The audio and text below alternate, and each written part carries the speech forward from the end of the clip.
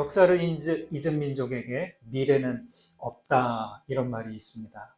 쓴뿌리와 같은 역사를 되새김질 한다는 것은 그때마다 쓴물이 올라오는 일이지만 이를 통해서 고통의 역사를 되풀이하지 않는 그러한 교훈을 얻어야 할 것입니다. 어떻게 국권을 잃고 식민지 통치를 받았는지, 어째서 이 이념에 따른 분열과 분단을 못 막고 동족끼리 전쟁을 하게 되었는지, 이 땅이 강대국들에 의해 휘둘린 배경은 무엇인지를 돌아보면서 내일을 대비해 가야 할 것입니다. 세상은 멀리서 보면 아름다운 풍경이지만 가까이서 보면 전쟁을 멈추지 않고 있습니다. 러시아 우크라이나 전쟁은 계속 진행 중이고요. 열흘 전 이스라엘은 이란을 선제 공격했습니다. 그런데 여기에 미국이 갑자기 뛰어들어서 미국의 폭격기가 이란의 핵시설을 공습했습니다.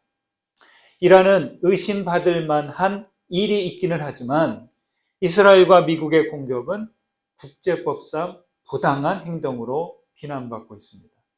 그런데 말은 그렇게 해도 전 세계 나라들이 그들에 대해서 더 이상 아무것도 하지 못합니다. 그런데 공습이 끝나자마자 미국은 이란과 이스라엘의 휴전을 갑자기 선언합니다. 돌발적인 행동과 갑작스러운 결정이 납득하기 힘듭니다. 저는 그런 결정들이 우리나라가 있는 이 동아시아 지역에도 일어날까 심히 우려스럽습니다. 전쟁 당사자 나라의 모습에서 우리는 탐욕과 무례함과 무도함을 봅니다.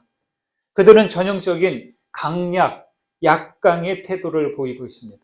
강한 쪽에는 부드럽게 대하고 약한 쪽은 날카로운 발톱을 드러냅니다. 권력자들의 오만한 태도가 세계를 너무나 불편하게 했습니다. 미국을 상징하는 휘장이 있습니다. 국장이라고 하죠. 그 앞면에는 흰머리 수리가 있습니다. 최초 건국에 참여한 13개의 주를 상징하는 표시들이 있고 흰머리 수리의 왼발은 화살을 붙잡고 있어요. 13개의 화살. 그리고 오른발에는 올리브 가지를 붙잡고 있습니다. 각각 전쟁과 평화를 상징하는 표시들입니다. 그리고 독수리의 머리가 향해 있는 것이 어느 쪽일까요? 화살 쪽을 향해 있을까요? 아니면 올리브 가지 쪽을 향해 있을까요? 미국의 국장에는 그 수리의 머리가 올리브 가지 쪽으로 향해 있습니다. 그렇지만 현실의 미국은 평화보다 오히려 전쟁을 더 많이 지향하고 있습니다. 우리가 알아야 할 것은 올리브 가지와 화살 둘을 같이 놓고 볼 때 그 나라가 지향하는 것은 평화를 기초로 하지 않고 무력을 통한 평화라는 사실입니다. 모든 역사에서 제국들의 기본적인 태도와 가치가 그렇습니다. 전쟁에서 가장 먼저 희생되는 것은 진실입니다. 나중에 진실이 드러나지만 이미 수많은 생명들이 희생되고 미움과 증오만 증폭시켰습니다.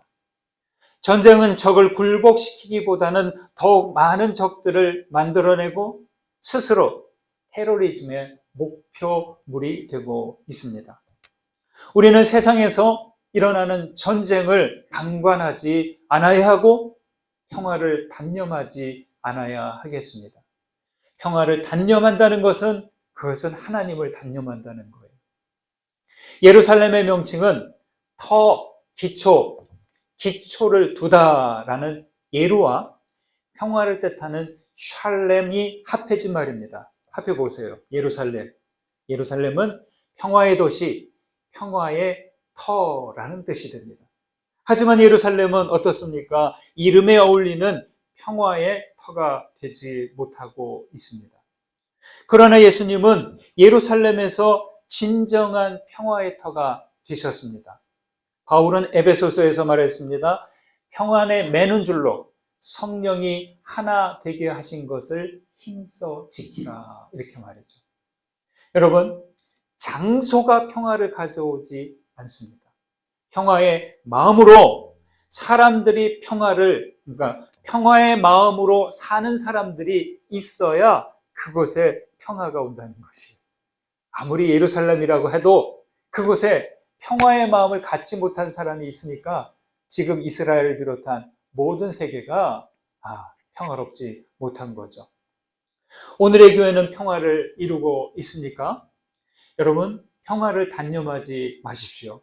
성령 안에서 평안에 매는 줄이 되어서 평화를 이루어 가시기를 주님의 이름으로 축원드립니다.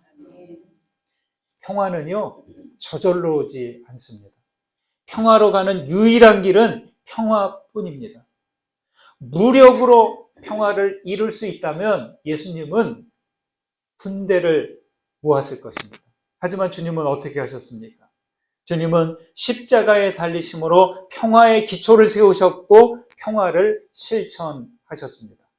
그래서 십자가를 2글자로 줄이면 평화예요. 평화를 3글자로 바꾸면 십자가입니다. 예수께서 십자가를 지고 골고다를 오르게 하고 그 참혹한 십자가를 받아들이게 한 그 힘의 근원은 무엇일까요? 그것은 바로 성령입니다. 예수님은 붙잡히시기 전에 앞으로 제자들을 인도하실 성령님을 소개합니다. 16절과 17절을 보시겠습니다. 16절, 17절 읽습니다. 내가 아버지께 구하겠으니 그가 또 다른 보혜사를 너희에게 주사 영원토록 너희와 함께 있게 하리니 그는 진리의 영이라 세상은 능히 그를 받지 못하나니 이는 그를 보지도 못하고 알지도 못함이라. 그러나 너희는 그를 아나니 그는 너희와 함께 거하시며 또 너희 속에 계시겠음이라. 여러분, 성령을 어떻게 설명할 수 있을까요? 성령은 가장 낮은 곳을 찾아 흐르는 물과 같습니다. 그래서 자신을 겸손하게 낮추고 상한 영혼에게 찾아오시고 스며듭니다. 예수님이 세례받으실 때 성령은 비둘기같이 주님 위에 내려와 앉으셨습니다. 일반적으로 왕들을 상징하는 동물은 독수리, 사자, 곰, 이렇게 강력한 힘을 상징하는 동물들을 내세웁니다. 그와 달리 비둘기는 어떻습니까? 온유합니다. 공격하지 않습니다. 누군가 다가오면 이렇게 도망갑니다. 아담 이후 사람은 생존을 위해 살다 보니까 모두 맹수가 되어서 성령을 밀어냈습니다. 성령은 거세게 저항하면 물러나지만 자신을 낮추고 갈망하는 이들에게 다가오시고 밀어내지 않는 한 어디에서나 오래오래 머무십니다. 우리에게 성령님은 그리스도를 통해 오셨습니다. 우리는 이 예배실에 들어올 때 어떻게 들어오셨어요? 걸어서 들어오셨죠? 무엇을 통해 들어오셨습니까? 현관문을 통해서 우리 예배실 문을 통하여서 들어오셨습니다. 이곳 예배실을 비추는 이 빛은, 이 전등의 빛은 어디서부터 왔습니까? 전기가 전등을 지나면서 이렇게 밝게 빛으로 비춥니다. 문이 없다면 우리는 이곳에 들어올 수 없고, 전등이 없다면 빛이 이곳에 비추지 못합니다. 그와 같이 우리가 보혜사 성령을 받으려면 그리스도라는 문을 통해야 할 것이고 복음 진리라는 전등을 통해야만 합니다. 이것 없이, 예수 없이, 복음 진리 없이 우리가 성령을 받을 수 없습니다. 그리스도를 모르면 보혜사를 만날 수 없고 진리 없으면 진리의 영을 받지 못합니다. 여러분, 그래서 우리가 예수를 그리스도로 받아들였다는 것은 이것은 얼마나 귀한 일인지 모릅니다. 그리스도께서 없으면 우리는 성령을 만날 수가 없는 거예요. 예수 없이는 주의 사슬을 끊어내지 못하고 구원도 없고 하나님의 사랑도 모르고 나에게 허락된 하나님의 형상도 회복하지 못합니다. 여러분, 우리는 어떻게 해서 세상에 오게 됐습니까? 어느 날 짠! 하고 나타나셨습니까? 그런 사람은 없어요. 자기 혼자 이 세상에 온 분들은 없습니다. 모든 생명들은 스스로 나오지 못하고 먼저 온 생명들을 통해 나올 수 있습니다. 생명체는 생명을 얻어야만 나오게 됩니다. 그처럼 새로운 생명으로 나오려면 우리는 그리스도와 성령을 통하십니다. 우리의 육신은 부모님을 통하여서 나왔지만 우리의 영적인 생명은 그리스도와 성령을 통하여서만 나올 수 있어요. 그래서 주님은 거듭나야 하나님의 나라를 볼 수 있다. 니고데모에게 물과 성령으로 나야 하나님에 들어간다 라고 말씀하신 거예요. 세상이 진리에 여기신 보혜사를 받지 못하는 이유가 바로 이 때문입니다. 세상은 그리스도를 모릅니다. 알고 싶어 하지도 않습니다. 왜냐? 세상은 부와 명예와 권력과 쾌락을 쫓기 때문에 가난하고 무력하고 인기 없는 그리스도께 매력을 느끼지 못합니다. 예수님께서 이적을 행하시고 강한 치유 역사를 일으키고 귀신들을 쫓아내고 하는 이런 이적들을 행할 때는 환호하면서 다가왔습니다. 하지만 십자가를 지고 골고다를 향해 갈 때에는 다들 비난하고 조롱했습니다. 진리는 참된 이치라는 뜻이죠. 진리를 어떻게 받아들이고 얼마나 가까이 하느냐에 따라 우리는 달라집니다.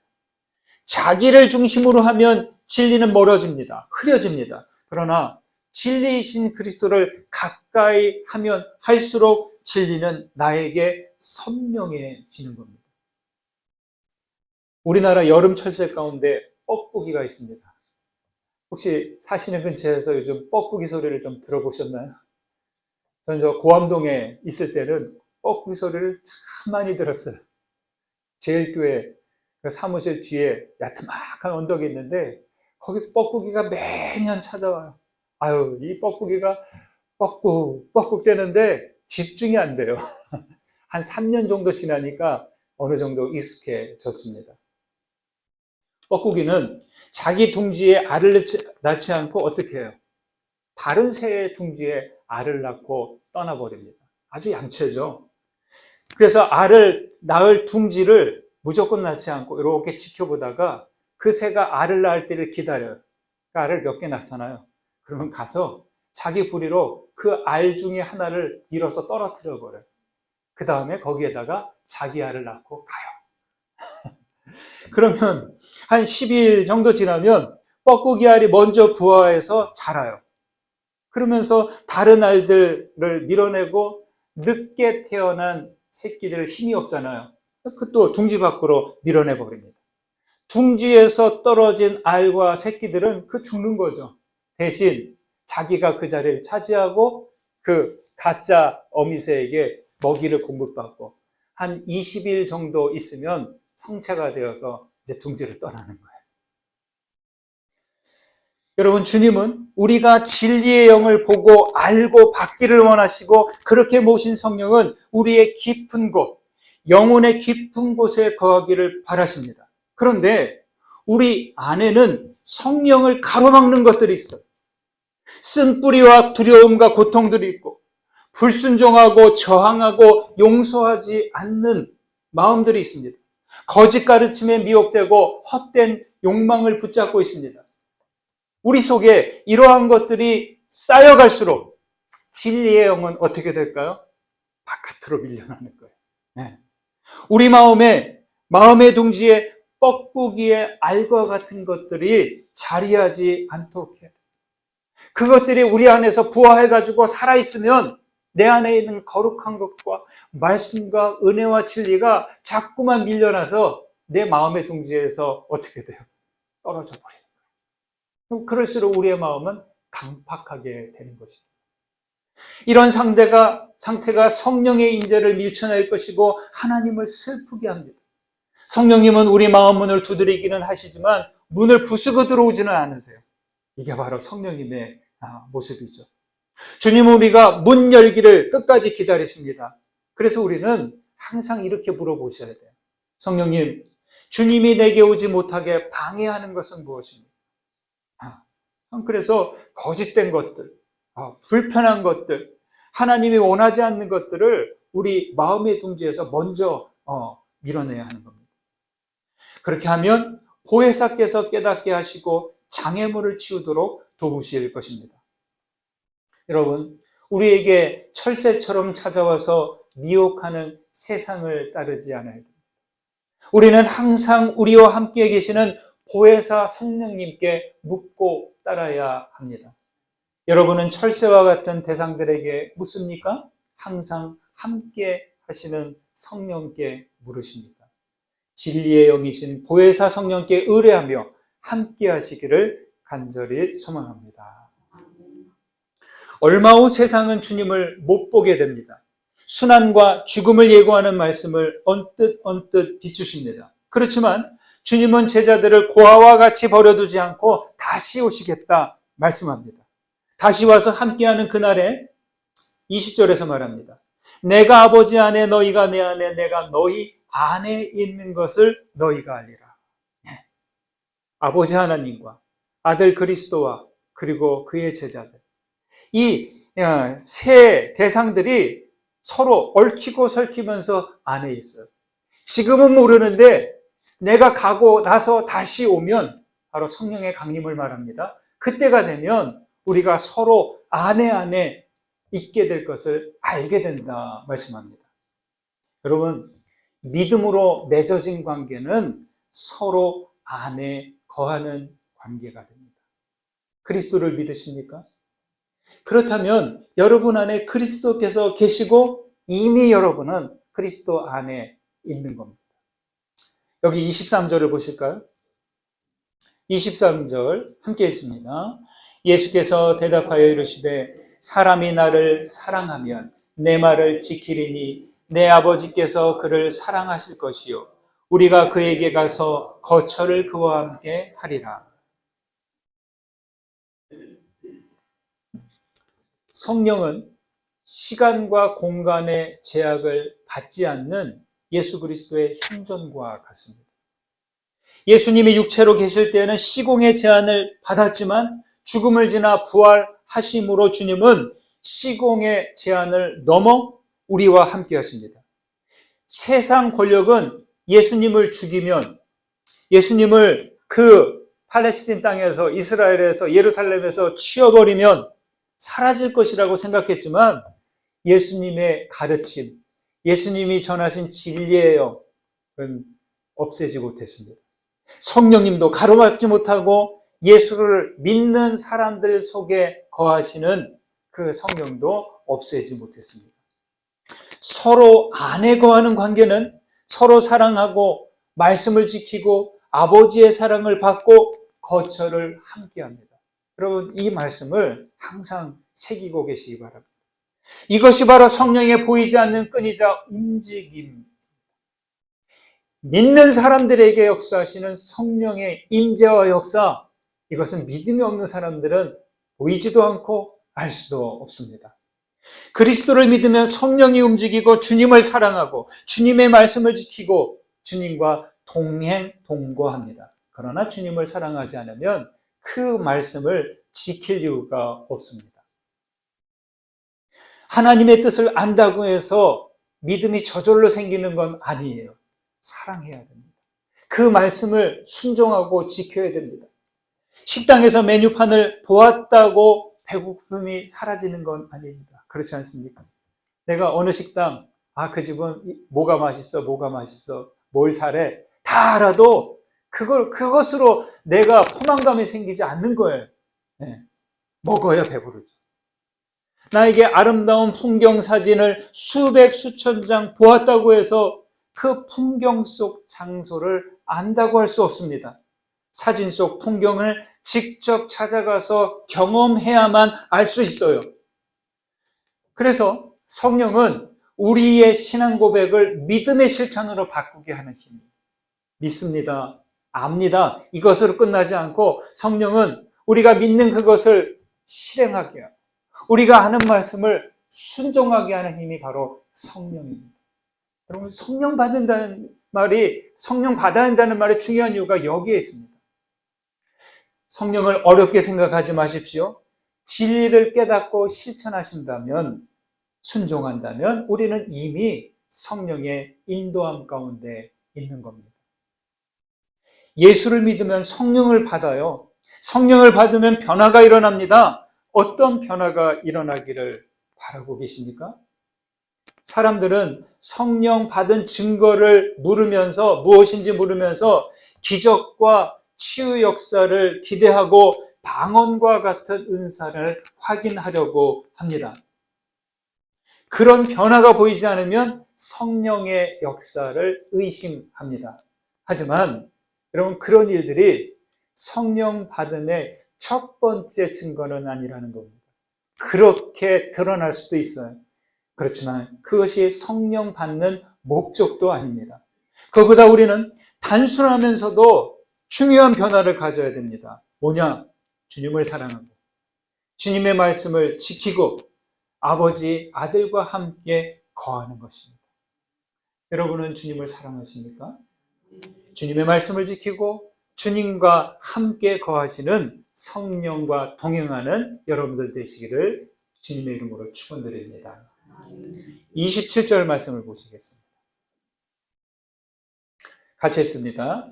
평안을 너희에게 끼치노니 곧 나의 평안을 너희에게 주노라. 내가 너희에게 주는 것은 세상이 주는 것과 같지 아니하니라.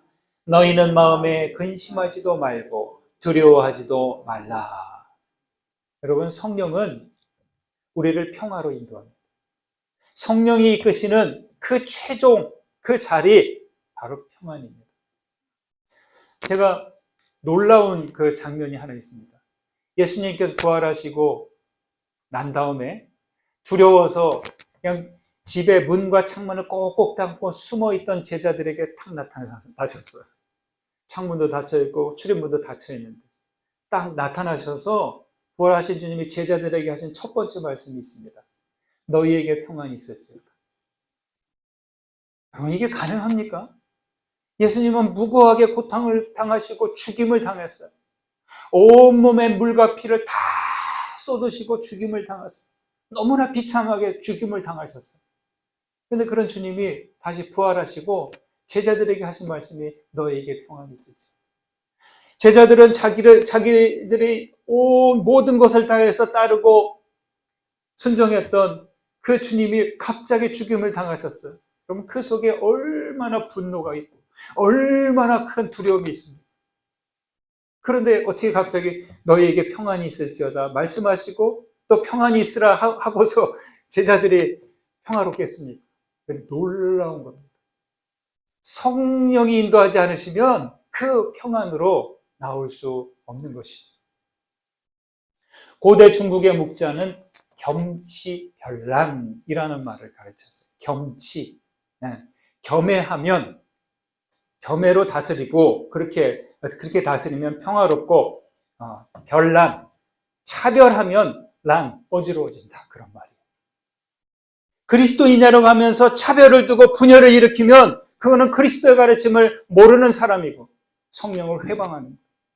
예수의 이름 하나님 구원하면서 분열을 일으키고 차별하고 멸시하고 혐오하면 그건 복음의 가르침이 아니에요. 성령의 뜻이 아니라는 것이죠. 여러분은 평안하십니까? 늘 평안하면 좋겠지만 사실 항상 평안하지는 않아요. 두려움과 걱정과 근심이 있다면 평안하지 않습니다. 내 속에 욕망과 탐욕에 이끌리고 있으면 평안하지 않습니다. 내 속에 알 수 없는 미움과 다툼과 갈등이 끓고 있다면 평화롭지 않습니다.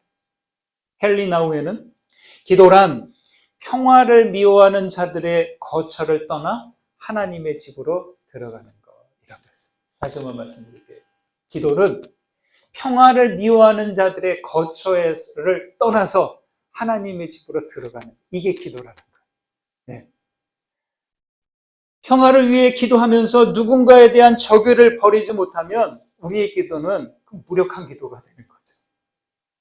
어느 교회 학교에서 여름 수련회를 앞두고 아이들에게 평화는 어떤 것일까라고 질문을 했어요, 선생님들. 아이들이 잠시 생각하더니 이렇게 말하는 겁니다. 전쟁을 하지 않는 것, 밥을 같이 먹는 것, 친구들과 사이좋게 지내는 것, 이렇게 말을 하는 거예요. 아이들답죠? 그러다가 그때 피부색이 다른, 국적이 다른 다문화 가정아이가 심각한 표정으로 이렇게 말했대요. 땡땡 초등학교의 그놈과 싸우지 않는 것. 그럼 무슨 말인지 아시겠어요? 그 말을 듣는 모두가 웃었지만 이 대답을 한 아이는 심각한 표정을 풀지 않았다는 거예요. 누구에게나 그놈이 있을 텐데 실제로 그놈과의 갈등을 풀거나 마음을 버리기란 참 어렵습니다. 아이만 그럴까요? 우리도 그렇잖아요. 나를 험담하고 나를 무시하고 했던 그놈 다 있으시죠? 이렇게 각자의 현실에 있는 그놈에 대한 불편한 감정에서 벗어나지 않고서는 우리의 마음은 사실 평화롭지 않습니다. 어느 때는 평화롭지만 그놈이 생각나는 순간, 나에게 미움의 감정을 일으킨 그 사람이 생각나는 순간 우리의 평화는 흐트러지고 말합니다. 동화의 평화란 어떤 걸까에 나온 구절입니다. 이런 거래요. 평화란 내가 태어나길 잘했다고 하는 것. 자기를 긍정하는 거죠. 그 다음에 너가 태어나길 정말 잘했다고 하는 것. 참 그게 될까요? 그리고 너와 내가 친구가 될 수 있는 것. 이게 평화래요. 나도 잘 태어났고 너도 잘 태어났고 그래서 너와 내가 친구가 될 수 있는 것. 이게 평화라는 거죠. 어떻게 미움과 불편한 감정을 일으키는 그 사람을 두고 당신이 태어나길 정말 잘했다라고 말할 수 있을까요? 그리고 그와 친구가 될 수 있다고 말할 수 있을까요? 우리들 스스로는 어렵습니다. 나의 의지와 나의 감정으로는 참 그게 어렵습니다. 그러나 예수를 믿고 주님께서 보내신 보혜사 성령을 받는다면 우리는 적어도 그 사람의 존재를 인정해 줄 수 있어요. 그 사람을 연민을 가지고 긍휼히 여길 수가 있습니다. 그리스도는 나의 평안을 너희에게 주노라 라고 하십니다. 여러분, 우리는 단지 그놈과 싸우지 않는 것으로 그치지 말고 그 사람을 그리스도의 이름으로 용납하고 인정할 수 있어야 합니다. 그렇지 않고서는 주님께서 주신 평화를 받아들일 수 없습니다. 예수께서 주시는 평화는 예수님에게서 나온 것이 아니라 하나님 아버지께서 주신 것입니다. 근심과 두려움은 평화를 밀어냅니다. 이웃을 존중하지 않고 서로 친구가 되는 것을 인정하지 않습니다. 만약 자기 속에서 평화를 찾을 수 없다면 우리는 어느 곳에서도 평화를 찾을 수가 없습니다. 세상이 전부 평안하고 평화가 되었을지라도 내 안이 평안하지 않으면 세상은 평화가 없는 거예요. 여러분, 평화를 바깥에서 찾지 마시고 여러분 안에서 평화를 찾으시기 바랍니다. 진리의 영이신 보혜사께서 우리 안에 계십니다. 진리의 영께서 주시는 말씀을 지키고 주님과 함께 거하십시오. 평화를 미워하는 자들의 자리에서 일어나 하나님의 집으로 들어가십시오. 진리의 영이신 성령과 함께 참 평화를 살아가시기를 주님의 이름으로 축원드립니다.